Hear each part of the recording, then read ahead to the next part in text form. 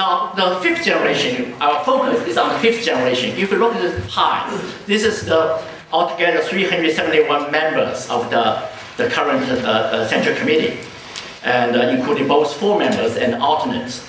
You can see that only about 7% born in the 1960s. Maybe we call them sixth generation, but almost half, 49.9%, are born in 1950s. These are the so-called members of fifth generation. Now, this is the 16th Party Congress, the Standing Committee, the 9 most powerful figures. And as we know, 4 of them either retire or die.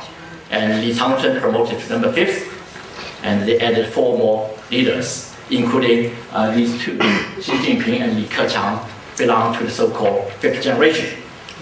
Now, among the new Parliament Bureau, there are altogether 6 members belong to that so-called 5th generation, including the 2 people I just mentioned. One is Vice President Xi Jinping, the other is Executive Vice Premier Li Keqiang. There are 4 others, including Bo Xilai, Wang Jisan, Bo Xilai, Li Yuancao, and Wang Yang. Now, the most important, interesting thing is these 6 people are equally divided. 3 are principals. All of their fathers or father-in-law are former vice premiers, and the other 3 really advanced their career from Chinese Communist Youth League, really protégés of Hu Jintao. Now, also, let's look at the new secretary. There are altogether 6 people. Among them, 4 of them are 5th generation, including Xi Jinping and Wang Funing is from Shanghai, a member of Shanghai Gang. The other 2 is Li Yuancao and Lin Jihua, 222. The other 2 is the 4th generation. Now look at the vice premiers, also altogether there are 4. This includes both 5th and 4th generation, also 2 from each. Now state councillors, there are altogether 5. One of them is from military. Let's delete that person from military. Military is supposed to be neutral, right? So 2 to 4. Do you think it's coincidental? I don't think so. This is the competition of the faction party so intense. They don't want any person that not belong to strong faction ties enter the important leadership body. Now, here is the 16th and the 17th Central Committee. The AM is alternate members. FM is 4 members. You can see the number of the Tuanpai increased from 16th Central Committee 50 to 86. 86 out of these 371, about 23% are Tuanpai. Again, Tuanpai is a core group of the populist coalition. The princelings also increased, but not that significantly. Now you may ask, early that I said that equally powerful. How could you explain this is certainly not equally powerful, right? Tuanpai certainly have more seats. Now this we should also look at their division of labors.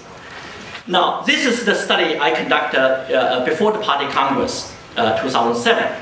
These are the rising stars of the so-called Tuanpai leaders. They all serve as provincial chiefs, about 22 of them.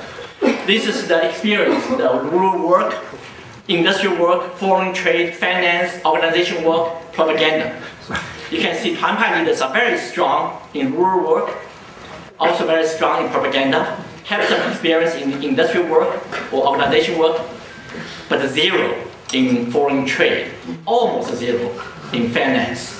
So they desperately need either elitists to cooperate with them. Now, in terms of labor, division of labor in the administrative areas, populist coalition usually control party organization, propaganda, united front work, law and party discipline, and provincial leadership. In contrast, elitist coalition control economic administration because they have expertise, foreign trade and finance, foreign affairs, education and science and technology, and also relatively control military affairs and public security.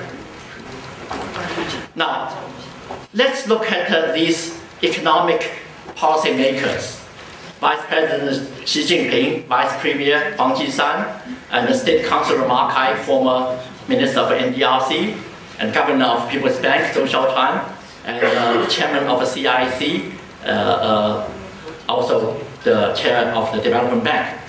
They have one thing in common: they are all princelings. Now, also, this is the research conducted by Central Party School and the State Council Research Center. I still have difficult to verify, but widely cited in Chinese media. About 85 to 90% of CEOs and the senior VPs of the foreign sectors are princelings, including finance, foreign trade, land and resource development, major construction projects, and the security and the stock. In this most lucrative business, they are very much controlled by princelings. Now, also, according to the same study, about 91% of the richest people in China who own 100 million yuan, 亿万富翁, are princelings. Now, actually, I was in Shanghai 2 weeks ago. I listened to the radio called Dongfang. I forgot that it's a very major radio in Shanghai. They actually cited some of the statistics, talk about the princelings control. This is quite remarkable. The Taizidang control these major resources. This is Shanghai radio. Now, let me move to the second major change. It's a new generation, new identities, very quickly. Now, fifth generation, as I mentioned, is the lost generation. And we also see the trend of decline of technocrats, meaning the engineer turned politicians. They start to decline. There also increase of sea turtles, returnees, and finally, the rise of entrepreneurs. Now, let's very quickly look at their background in terms of lost generation. Many of them actually were so-called set-down youths. During the Cultural Revolution, they were sent to the countryside, work as farmers for many years or even decades. Let's look at these rising stars. Xi Jinping spent 6 years in Yan'an. Li Keqiang spent also 6 years in Dafeng, one of the poorest counties in Anhui. And Wang Jisan also spent a few years in Yan'an. And finally, Li Yuancao also spent some years in Dafeng, also very poor place in northern Jiangsu. Now, also in terms of decline technocrats in the 17th Party Power Bureau, from 75% to now 40% in a very short period of time. Let's look at the education background defined by the highest degree they attain.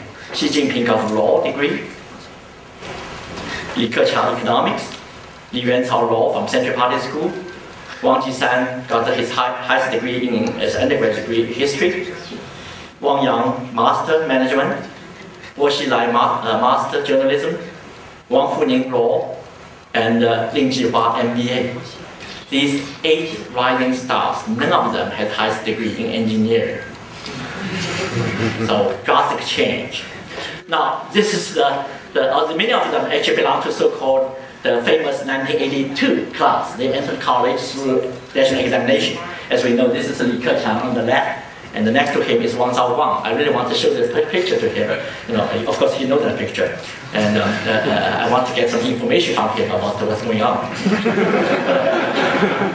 Again, famous class, the law class. Some of them in the legal profession. A couple of them actually become very critical of the regime. Now, this is the rapid rise and decline of technocrats. Technocrats define, again, got engineering and science degree. They started to emerge in 1982. Actually, among the ministers, there's only one 1982, which was Li Pen. So 2%, 0% for provincial party secretary, 0% for governor in 1982. But it increased to about 30% in 5 years later. Then reached a peak in 1997. About 70% for ministers, 74% for provincial party secretary, 77% for governors, but now declined last year. So this is the drastic change of rise and decline of technical.